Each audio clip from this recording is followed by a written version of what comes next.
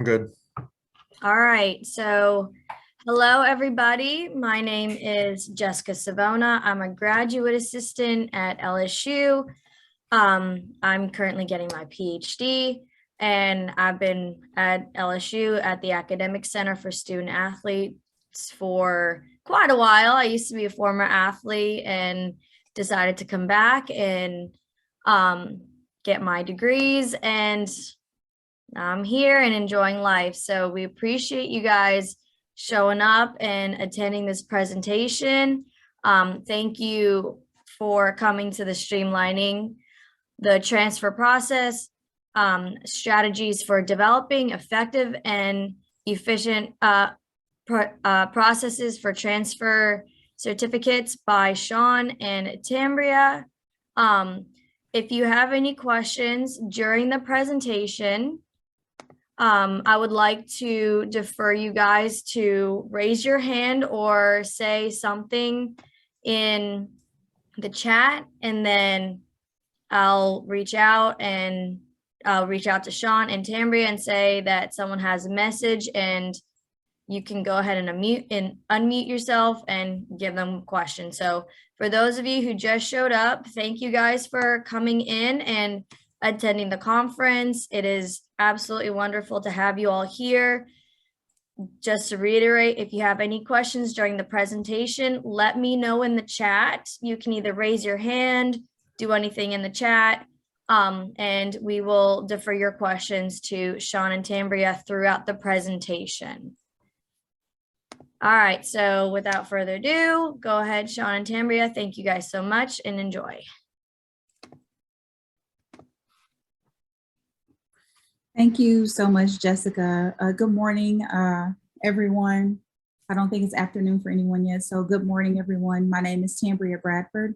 I am the Director of Student Athlete Development and Academics at Southern University and A&M College. And Shawn, if you want to go ahead and introduce yourself. My name is Shawn Waltz. I work at the University of Louisiana at Lafayette. I am the NCAA certification officer. So Shawn and I essentially have been working through the transfer process for a few years together now. I recently transitioned to Southern, and so I'm no longer at the university with Shawn, but when we had this conversation, we thought that it was critical that we share the information we have with as many people as possible, because we all know how stressful the transfer certification process can be.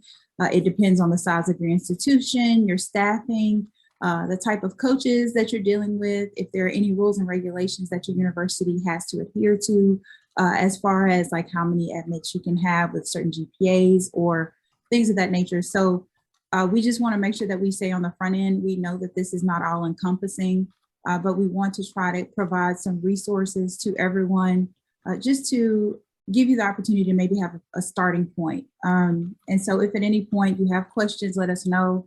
We are going to have some documents or pictures of documents that we use, and there will be a QR code for a Google Drive folder that has those documents at the end of our presentation. So with that, we'll go ahead and get started. Let's just start off. The transfer certification process is a story. There's a beginning, there's a middle, an end, and then there's an epilogue. And so we're going to take you through our story and our experience at the University of Louisiana at Lafayette, and then talk a little bit about what happened after we kind of got to where our story was coming to a close and we had settled on a process. So I'm starting with the beginning because Shawn wasn't always there. So initially in the office at UL, we were all on different deserted islands, right? Each academic counselor was working through our to-do list when we were trying to certify transfer student athletes and then sending the information to our compliance officers. So each counselor would receive transcripts from their prospective coaches of their assigned sports, and they would send the transcripts off to be audited by the departments. And then we would also make sure that we calculated the transferable GPA and forward that information to coaches. And one of the issues that we started to realize is there were too many cooks in the kitchen. There were too many people sending transcripts to too many different departments. So I'll give you an example. if I sent something to psychology and then the counselor for tennis, which I did not work with, sent an audit request to psychology, the psychology department would send it to me and I would say, I've never seen this student, and consider it to be a mistake. And on the off chance that I was actually not running in 15 different directions, I might check with one of my colleagues and say, hey, I just received this from psychology. Is this a mistake or is this one of your students? So, things like that. We also had coaches who really wanted to help us in the transfer process. They were very overzealous, meaning they would get a transcript and go to the dean's office and drop it off and say, hey, can I get an audit on this? And the dean's office had no problem with that, would give the coach the audit. Then they would send us the transcript later for the official eval. We would have zero information and report that to compliance, and it would slow the entire process down. Coaches saying, oh, I have an eval. Well, no one's seen the eval. No one's been able to tell the coach what the student needs prior to enrollment. Or we would contact the department and they would be upset because they had already completed said evaluation. And so the processes were inconsistent. We're all doing all the same things in different ways. So then we started to think about how can we make this better? And so we started to actually sit down and develop our process. There was a lot of trial and error. We started with simply streamlining the way we created our requests, meaning we would submit a form to the department and we would have similar verbiage on the request. The way that we would report the information to coaches were the same. Then we eventually transitioned to assigning one staff person to make the request, and that was me. So I became the transfer certification person in the office. So if anyone from any sport wanted to have a transfer student athlete evaluated, that unofficial transcript would come to my office and I would forward it to the different departments to ensure that the degree audit was completed. And I would calculate the transferable GPA.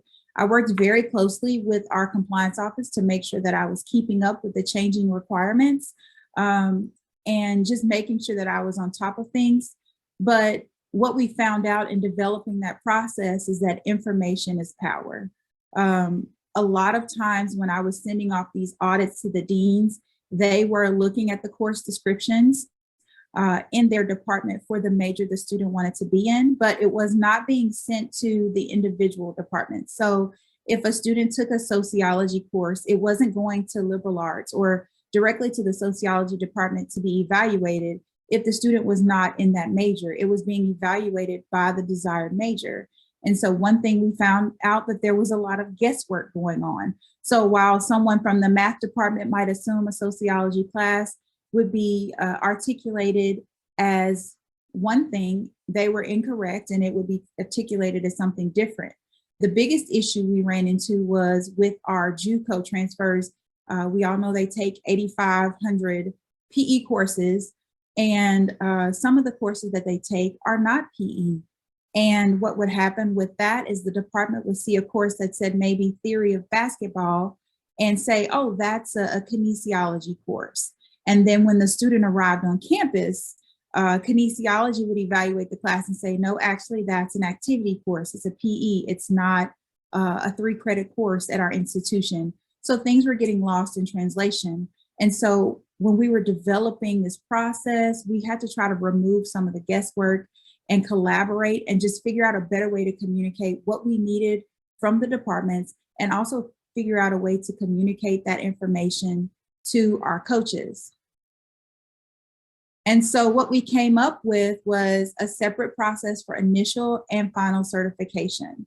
So the documentation for preliminary transfer certification of our transfers was as follows.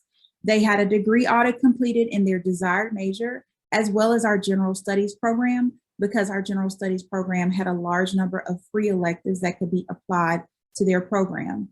They were required to provide all the transcripts from every single institution they attended. So if they attended Jones Community College, but Jones Community College listed a class from Lone Star, we also wanted the unofficial from Lone Star. We did, yes, have some pushback, and we'll talk about that later, but that was one of the things we started to hold firm on. We also required that the transcripts be in the form of a PDF. They could not be a picture of a computer screen or a screenshot from a cell phone. So that was one of the things that we required. We also started using a GPA calculator through an Excel spreadsheet to ensure that our math was being properly calculated, that we were eliminating remedial courses, that we were eliminating the extra PE courses that our JUCO students were taking. And then in the final certification process, we included an updated degree audit with the final official transcript from all institutions where the student was enrolled, the final GPA calculator, and last but not least, a screen from Banner that had the major verification on it that was time and date stamped. And the reason we brought that in is because we ran into some issues where students wanted to be a management major, but they were not eligible in management. We would have a conversation with that student about how they could transition to that major by taking additional summer classes, and they were supposed to start, say, in general studies. But when the student would arrive on campus for orientation, they would say they were a management major, and the admissions office and the registrar's office and our office would have to sit down with the student, process a major change because they just, said whatever they wanted to be. I want to be an engineer, but right now you're going to have to do general studies until we get you caught up on your math courses. But when they would go in, they would say, my major is supposed to be engineering because that's what I'm going to do later.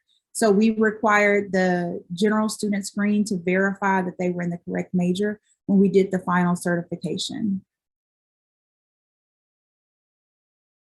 And so here are a list of the procedures in detail that we created for both our office and our coaches. So this was when I started doing this process by myself. It was really so that I could maintain a little bit of sanity and also keep track of all the paperwork. And so these were the steps that were provided to our coaches. The first step is the transcript can be received from the compliance office or the coach, and then it is forwarded to general studies and or the designated major. The general studies office will not evaluate transcripts that have other institutions listed, meaning, like I said before, if they went to Jones, but they had a course from Lone Star, the major would not indicate the course from Lone Star on the degree audit unless there was a Lone Star transcript. This happened after several meetings from our departments talking to us about what they needed when we were asking them to complete the degree audits with the highest level of accuracy. Pictures and screenshots can be distorted, Word documents can be edited, which decreases the validity of evaluations. And so it had to be a PDF. The second step in the process was completed independently of step one. So once I received unofficial transcripts from coaches, they would get back a GPA calculation from my office. And I could tell them that if they wanted to know in advance, or we would send it to them as an entire initial transfer packet. If a coach wanted a projection, because they all want to know, well, what grade do they need to be eligible? I was able to send them a copy of the actual Excel document that I use, and they could key in grades and credit hours, calculate repeats so that they could guesstimate what the student would need to do. I would also talk them through that process if they set up a meeting with me to discuss any of their transfers. Once the degree audit was received, the degree progress was determined. This also included a projection of degree progress-based classes that were in progress. So whatever they're taking in spring 22, say for a fall 22 enrollee, we would say this projection includes passing all spring courses.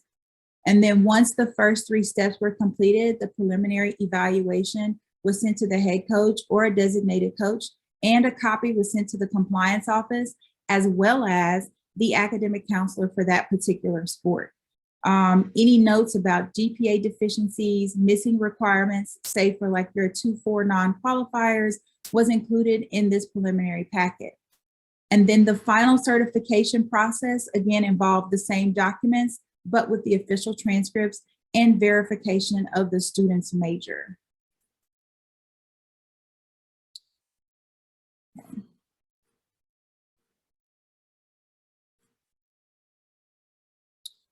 So this is what the initial evaluation sheet looks like. This is for a 2-4 non-qualifier. And again, these documents are Excel documents. I love Excel because I don't like to do math. And so I'm all about taking the time to create formulas so that Excel can do all the work for me. So I'm not sure why it's skewed like this, but it is an Excel document, and this is how it would print. So if you look at the very top of the document, it has the student athlete name and sport, the date of the evaluation, if I was able to confirm their qualifier status.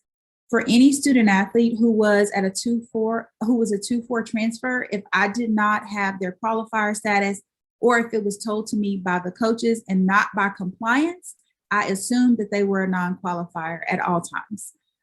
Prepare for the worst. So I would also include the number of full-time terms completed, and then I would just simply go through this checklist. So do they have their degree? Yes or no? Any notes to the side? This is very kind of self-explanatory. And then I would also include the term that they first enrolled, their transferable GPA, and then the majors they were evaluated in.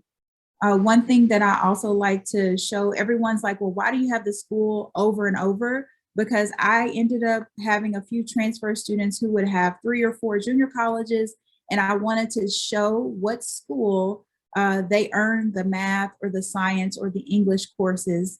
And also when I had to do APR data review at the end of the following year, the information was already separated by term. And then at the bottom, you can see I made notes, and I know again, the font is very small, but basically it says the qualifier status is unknown, evaluated as a non-qualifier. After 3 terms of full-time enrollment, the student athlete has completed 49 degree applicable hours in general studies and 30 degree applicable hours in management, must have 48 hours prior to fall. And then it also talks about what they can do if they want to be eligible in management, and also what is left. They must pass the remaining math course, graduate from the JUCO, maintain a 2.5. And when I'm working with sports who are trying to get out-of-state fee waivers, sometimes I'll include a note about what the student needs to do in order to meet the out-of-state fee waiver requirement. And if you look at the green and the red, you can see that I put the total degree hours required, total degree hours earned, and total degree hours in progress. The percentages, when you get the document, if you use it, the percentages will calculate themselves. The math, the English, and the science hours will also calculate themselves. So you don't have to do any math there, and you can just go here and change the number to what they have remaining. And then I included all of the courses that they're taking in the current term. And again, it says this is based on information currently available. Official eligibility cannot be determined until all coursework is completed and final official transcripts have been viewed. The picture on the right is simply the GPA calculator. It does account for and calculate repeats. So the NCAA will accept an adjusted GPA. UL's system does not use an adjusted GPA, but the registrar's office is able to pull that information for us. So upon initial eval, we have to key in the courses one by one to calculate this information, and this spreadsheet does it for us. If a student makes an F in a course and they repeat it, we simply type the course again in the next semester they take it. We put the F in the previous grade, the 3 hours in the previous grade, and it will adjust the GPA at the top. One thing I want to note is that we do not indicate degree applicable hours on the GPA calculation because there are non-degree applicable hours that we all know can still be used in the student's GPA. So this is what they received in their initial evaluation packet. And then they received this form in the fall certification document. So this is our certification document that we use. I really like checklists. And so the only difference between the initial and final eval process is that we use this certification form, and there is an academic counselor who reviews it after it was completed. So if I completed an evaluation on a tennis student athlete, I would submit a form along with all the supporting documentation to the tennis counselor, who would also review this information and double check everything and sign at the top. So this was the second check sheet. So it's exactly the same as the certification form that is used at UL. The certification form, instead of notes and issues at the bottom, has spaces for the registrar's office and the compliance office to sign. I didn't think it was necessary to include both since it's the same information. But if you look through the form, you can see there's a section for qualifiers, non-qualifiers, 424s and 424 non-qualifiers. There's a section for GPA as well as PTD. So this was the process that we put in place and we were using before Shawn came on the scene. It was still kind of drawn out. And again, we'll talk about some issues we ran into, but I'm gonna let him go ahead and talk about the middle of our story. Thanks, Tam. So I was hired at the university as in a newly created position for this institution as the NCAA certification officer, working in the registrar's office and reporting directly to the registrar. When I was hired, my first and only directive was build it. My boss told me that I was to build a process of what the NCAA certification officer did, which I thought was fantastic because I was literally told, we don't know what you do, go do it, which I thought was humorous. I was blessed in this department to have other teams working in the registrar's office in various functions. For this talk, the most important was our transfer team. They had already built a process of how our institution evaluates transfer work. Specifically, when a student accepts admission, the admissions office posts transfer coursework to the student's record, and then our transfer team goes in retroactively and looks at those transfer courses and gets them evaluated and updated in the student's record. They do it in a fairly rapid amount of time, and there's a quick turnaround. But I did notice some issues that I thought we could, for lack of a better term, tweak and assist the Student Athlete Academic Center, Tambria, and her process in evaluating transfer coursework for student athletes. Specifically, I thought about some frustrations I had as an academic counselor and issues of a student coming in with, let's say, 50 hours of coursework, and then the next thing we know, they're at 48 when they get all their courses evaluated. So what we did was we asked Tambria if we could start getting unofficial transcripts in our office, and if we could proactively evaluate the coursework on those unofficial transcripts and update our data system. We use Banner at UL. And then when the student's coursework was updated to their record, automatically it would populate as an official record of how it articulates to the university. So we wouldn't run into an issue of the student coming in with 50 and then finding out that the course didn't articulate as we thought it would, and then putting us in a predicament of possible ineligibility of a student that we didn't anticipate. The largest issue I came into was just convincing my boss and other stakeholders outside of athletics that this was a good idea.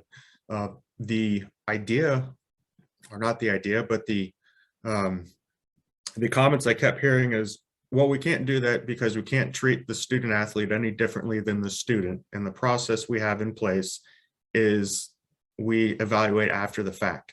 And I had to figure out how I was going to sell this to different people and different individuals on campus.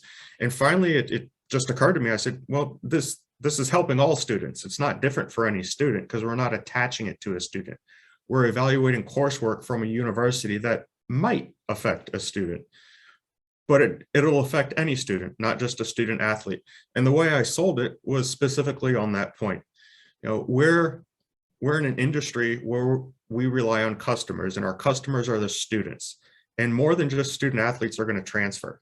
So the more courses we have in our catalog that are articulated for other institutions, the easier it is for us to entice students, athlete or non-athlete, to actually come to our institution. And I was able to sell my boss and different vice presidents at the university on this idea, and we've moved forward on it.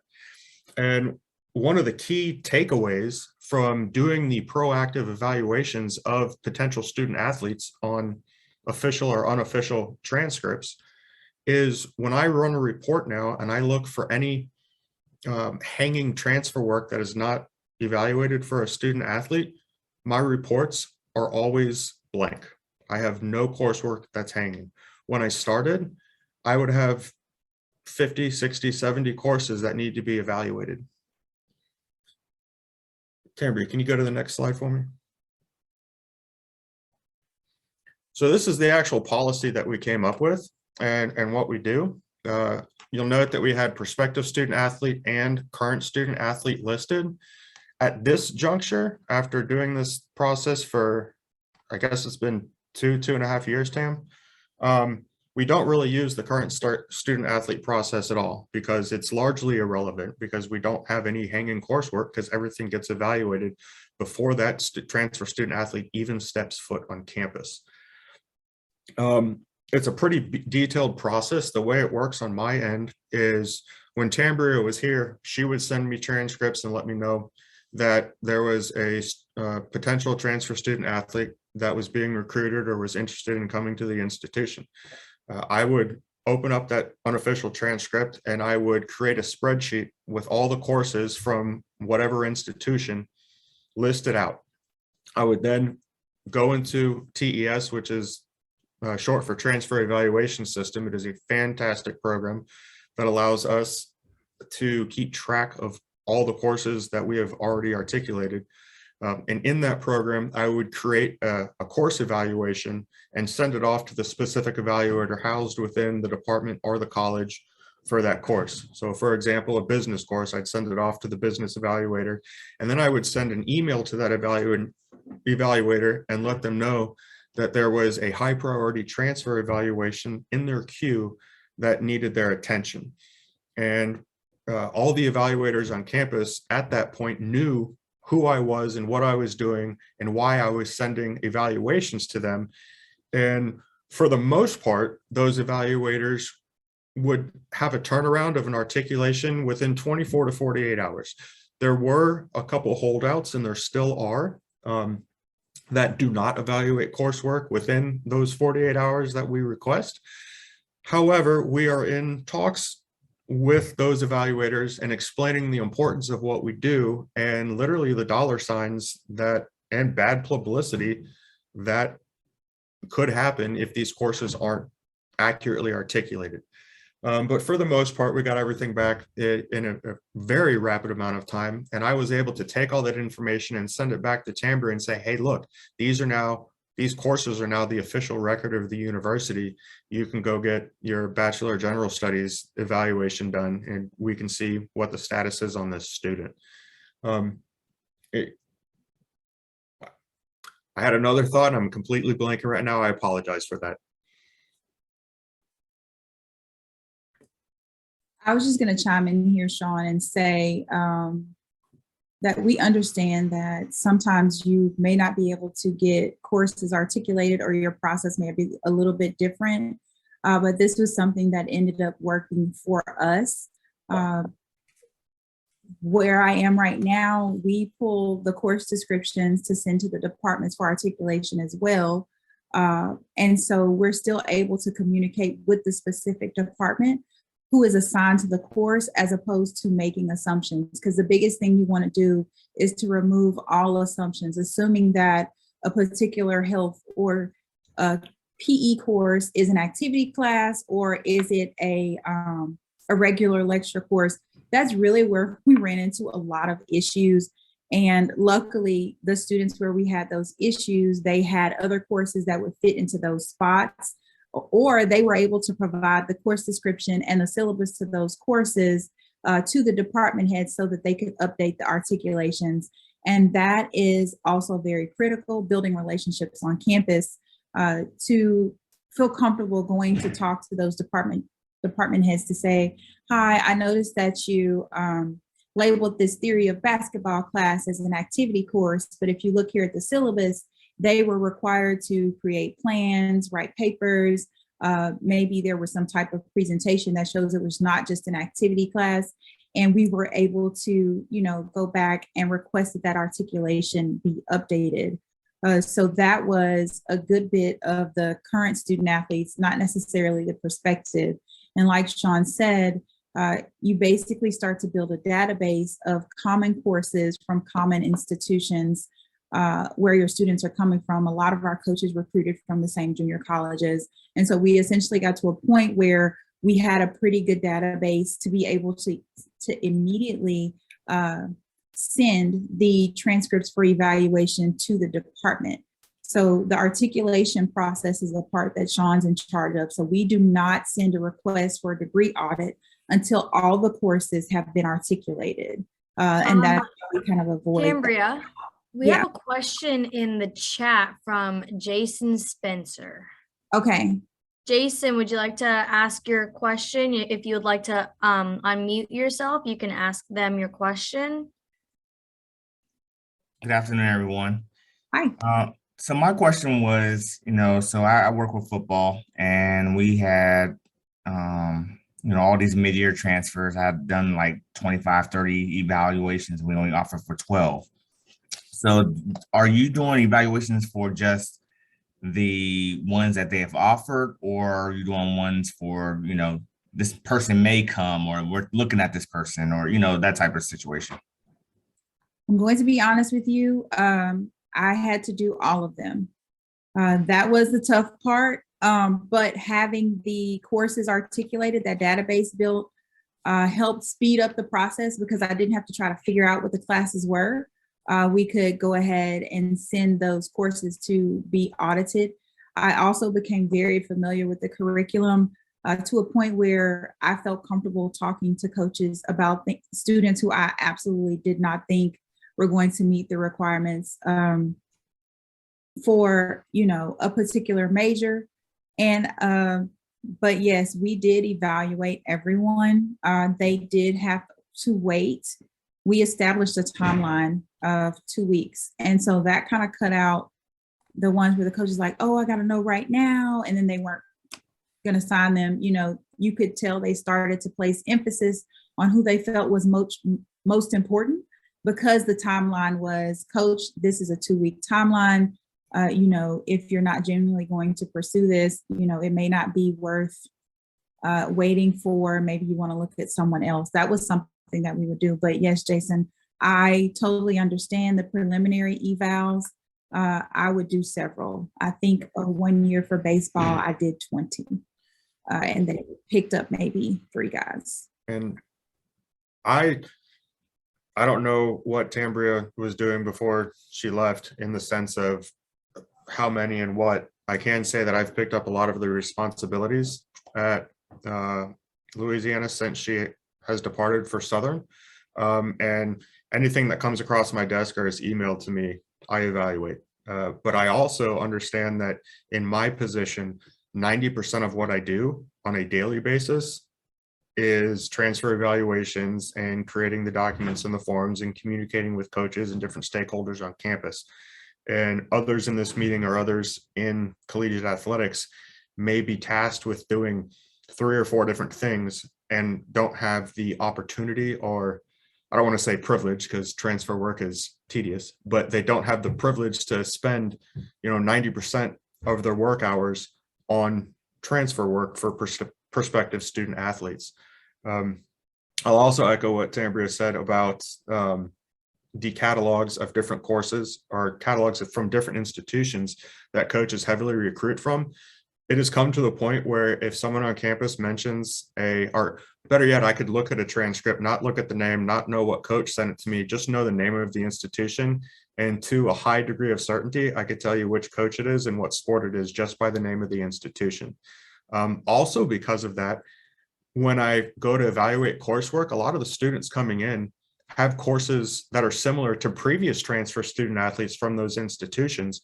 So as time progresses, I don't have to evaluate as many courses. I can create a spreadsheet that has the transfer course and the articulated course as it is officially in our catalog at UL, send off that information to Bachelor's General Studies and get the get the numbers back to the coaches and the compliance staff even quicker than I did, a year, 2 years ago.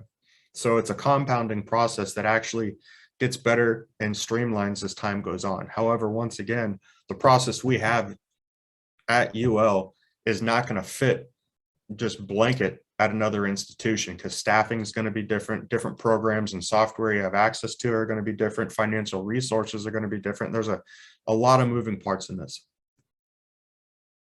And Jason, one recommendation I can make, if you're comfortable, is establishing, as we all should do, establishing a very clear timeline and expectations, managing the expectations of coaches, which I think is what's our next slide.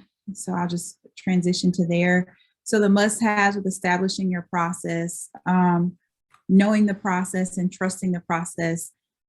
Who has to put hands on or eyes on the transfer certification paperwork? So if it is just you, my recommendation, like I said, I did have to look at every single transfer that was sent to our entire department. Like, it wasn't just football, it was football, baseball, basketball, softball. And trust me, I had a very long list of transfers. And so I essentially created a timeline for coaches, letting them know the days down to the day when I would update them on transfers. So I essentially created a schedule where transfer updates were sent on Fridays. And so if you sent me an evaluation the week prior, that following Friday, you would have an update, whether it was where we are with articulations, where we are with the degree audit, or if it was completed. A lot of times as well, when I would calculate the transferable GPA, if it was way too low, there was no point in doing the degree audit. If the student had to have a 4.0 for the spring and take 9 hours in the summer, which was, 2 maths, a science, and an English, I was able to tell the coach, like, based on their academic history, how much do you want to push for this? Because the student is going to need a lot. And it kind of, like I said, like Shawn said, as the time wears on, you kind of streamline your process. But establishing a timeline, like when you're going to give them their updates, and making considerations for, of course, the game changers, because they're all game changers. Just helping your coaches to prioritize in any way you can is going to be helpful. And then the communication guidelines. So I sent evaluation updates on Fridays. So coaches weren't calling me on Monday, Tuesday, Wednesday, Thursday, asking for an update. And if they did, I would say, absolutely, coach, I'll have it to you on Friday.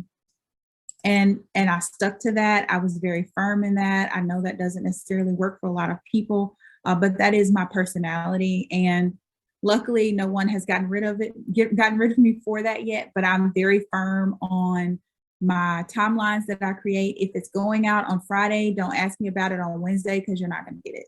I am an academic advisor. I am working with students on academic improvement plans. I am attending or teaching sessions to student athletes in development programs. This information is done on Fridays and sent out on Friday by such and such time. And then when they start to kind of make a solid list, I send an update on those same students every week.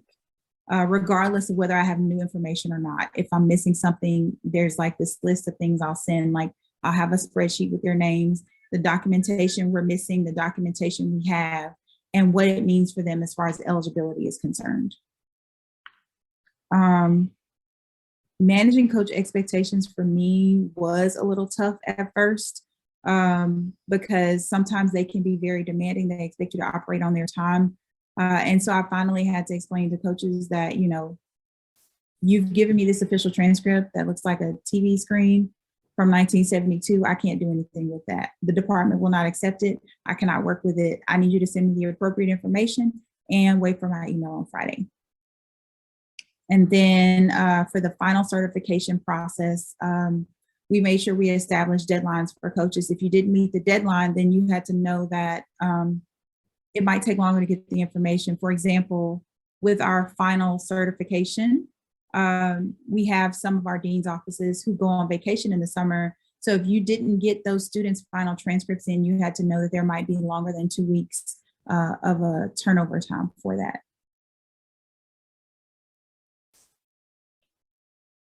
Any questions so far?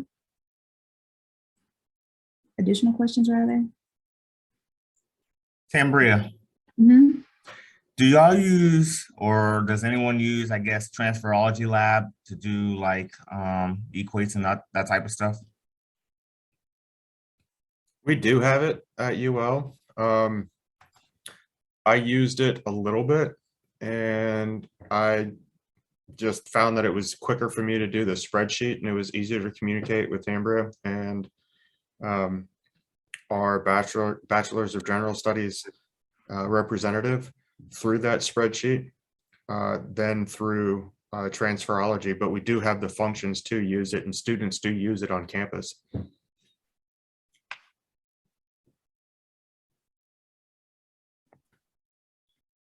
Hey everyone, looks like the floor is open for questions. Feel free to unmute yourself and ask a question or say something in the chat, and I can refer you to our presenters.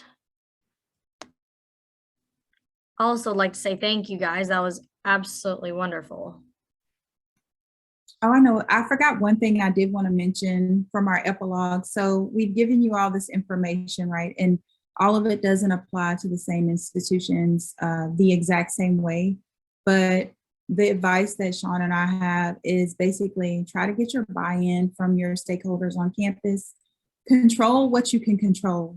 If the coaches aren't necessarily working with you as far as you giving them a timeline, try to figure out a way to transition them to that.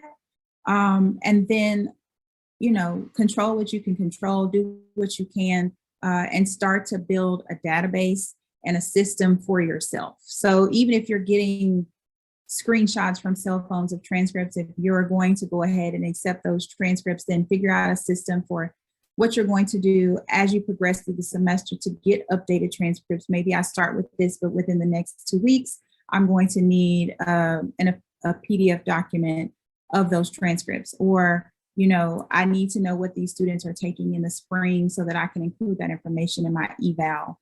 And then do your research. Know what your institution requires of articulations and then follow that process. If they don't really have a process, if there's someone you can get with in the registrar's office or admissions, whoever does the articulations or both, sit down and talk with them. One thing that was helpful for me in the beginning was our general studies program, as I said before, has a lot of free electives. So I requested with one of the general studies advisors, I sat with her when she was advising students, just so I could become more familiar with the curriculum. And then when she would work through those degree audits for the transfer students, if she had time to do it when I was free, I would go sit in her office while she did it. And she talked me through it and we worked through it together. I would ask questions. I became a student of the curriculum, basically to the point where I felt comfortable. I would do an evaluation on my own and then I would send it to her and compare what, you know, I had written out to see how effective my evaluation skills had become, and it actually helped me quite a bit. I see there's something in the chat. Oh, thank you. Does anybody else have any questions?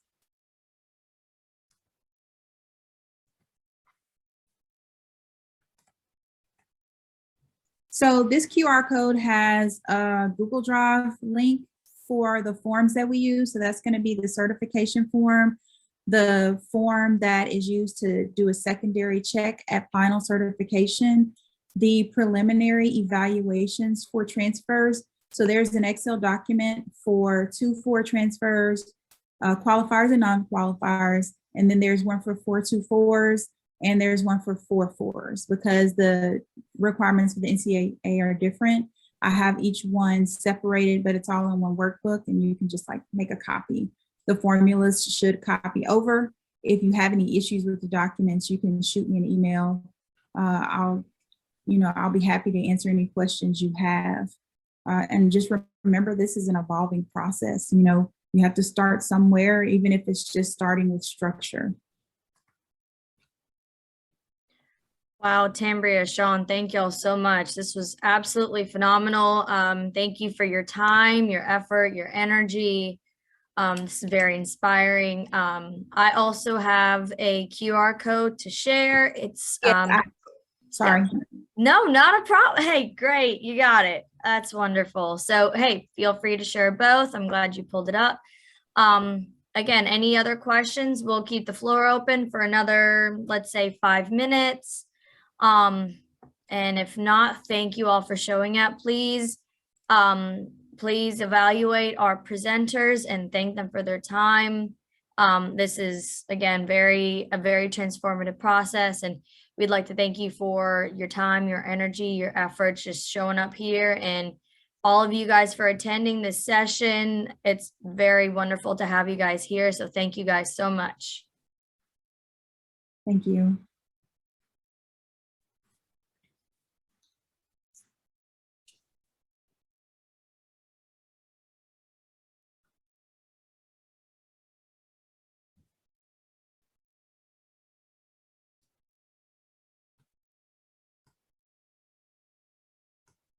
I just dropped my email in case anybody needed it. And then I'll make sure this presentation is also in the folder and that it is shared with the conference host or the summit hosts.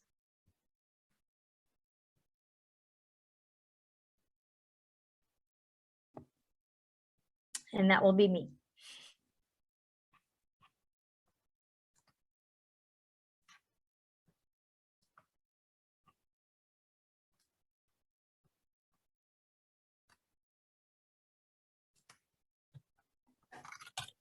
Jessica, is your email somewhere? Here, I will send it to you in the chat.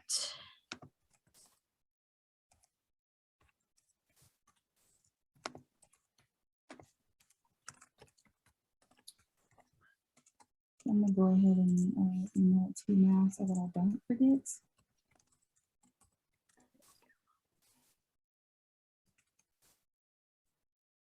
Okay, thank you.